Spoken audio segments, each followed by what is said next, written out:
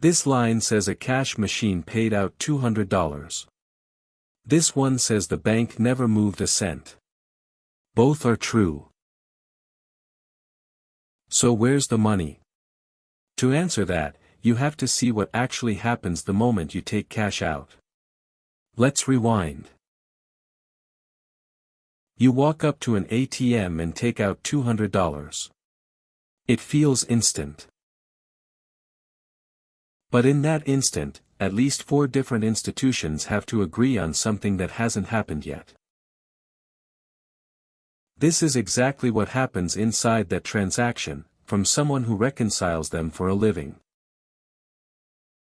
The second your card is read, the machine builds a small packet of data. Not money. A request. A question, really. Can this card take out this much, right now? It carries who's asking, how much, and from which machine. Your PIN is encrypted. It never travels as plain text. Then it goes on a journey through 4 players. Watch the gold token. That's your request. First stop, the bank that actually owns the machine, the acquirer. It hands your request to the card network, the switchboard between banks, which routes it to the one bank that can answer, yours. Your bank checks the only things it cares about right now. Is the card good, and is the money there? It says yes.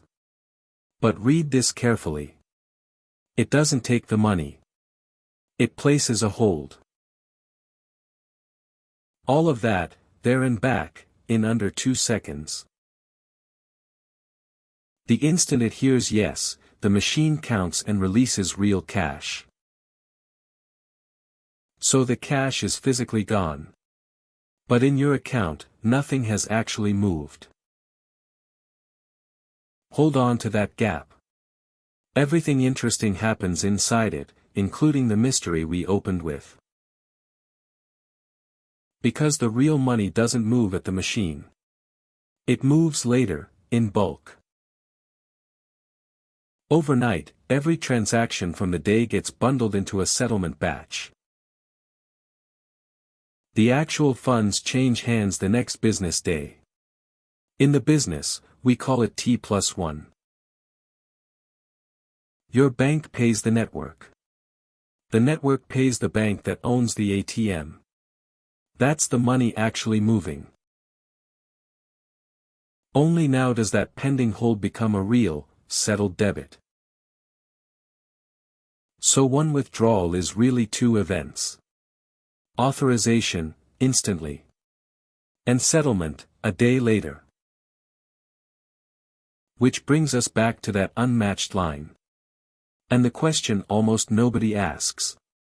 Who proves all of it actually matches? On one side, every dispense the machine's logged.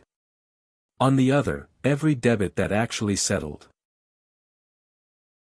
And every single dispense has to line up with exactly one settled debit. That matching is reconciliation. Most days, everything ties out. Most days. This is the day it doesn't. The line we started with. Here's the part the explainer videos always skip. Because they've never had to close one of these. The dispense log says the machine paid out $200. But no matching debit ever came through the network. Internally, we call it a phantom withdrawal. Cash out, with no money movement to back it. I've watched a single break like this sit open for 3 days. Same red line every morning, everyone certain it was someone else's mistake. It's a strangely stressful kind of quiet. It cuts both ways. Sometimes the customer got cash and was never charged. Sometimes they were charged, and no cash came out. And if you were the one shorted, your bank often credits you back before the investigation is even finished. Not out of kindness. Regulation sets deadlines. And until proven otherwise, it's the bank's job to show the machine was right. Not yours. It closes one of two ways. The missing entry surfaces in a later batch and everything ties out. Or it never does, and it's written off as a loss. Either way, someone sat there and made the numbers honest again. That's the job. So next time you see a pending charge vanish, a hold that never clears, or money credited back a week later,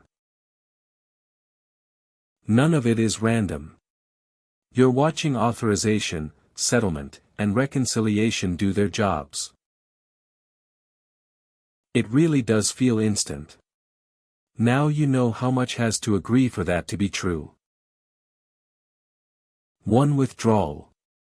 Authorize, dispense, settle, reconcile. 4 steps. And only one of them is the part you actually see. Most explainers get this wrong, because they've never had to sit inside it and close the break. Paper trail. Where money goes when no one's watching.